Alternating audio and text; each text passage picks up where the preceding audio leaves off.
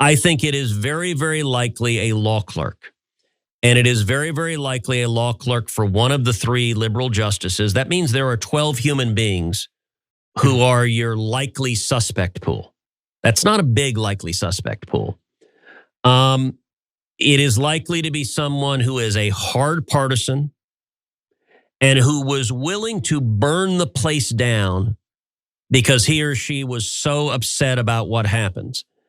If I were to guess, the most likely justice for whom the law clerk is clerking is Sonia Sotomayor.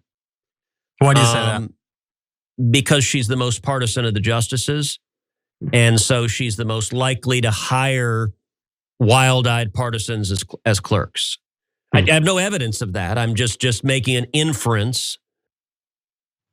There's Ted Cruz making an inference. He has no evidence of anything. He said things like, I think, I would assume, it's most likely, probably is. And after saying those types of qualifiers, then he says, so there's gonna be 12 clerks that are responsible for this. It goes from nonsense, openly saying, I have no evidence of this, to then saying it's a fact in the way that he's describing it. This is how these things work. He's like a miniature Tucker Carlson. I think he's learning the ropes. But also that weird theory as he runs through all the reasons why it's Sonia Sotomayor's clerk, based on 0%, again, because that was just said quickly on his aside.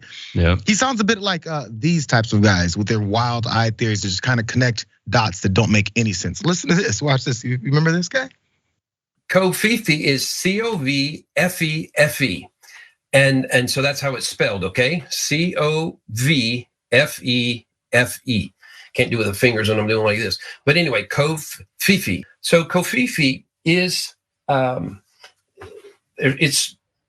are 3 from the table of elements. Co is for cobalt. V is for vanadium.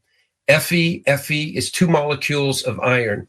This is the solution, the antidote to the 5G towers that were really designed to work with the vaccines and essentially hack us human beings. Really? I need to say So weird. something. So weird. Never play that video ever again on the show. Please. It's been on twice now, Rick. Please. It's 2 times. So he too sounds many. like a QAnon. By the way, did you know in this video it's 11:22? Did you know that? Oh, look, 11:22. Do not play that video ever. I'm gonna play it every time you come on. Don't. What I would say to all of this is we need to stop talking about them with the leak, and we need to focus on what's happening badly. Like, who paid for Brett Kavanaugh's unpaid tabs? Did they speak with Amy Coney Barrett about overturning Roe? Why is she so unqualified? Why was she able to get on the bench so quickly after Ruth Bader Ginsburg died? Why are we not talking about Mark Meadows' text messages? Why are we not talking about January the 6th? Why are we not talking about Matt Gaetz and Venmo? Like, why aren't we talking about the leader of the Oath Keepers trying to text Donald Trump on January the 6th? There's so many other things that we could be talking about than giving even the slither of air to what future podcaster Rafael Cruz wants to talk about.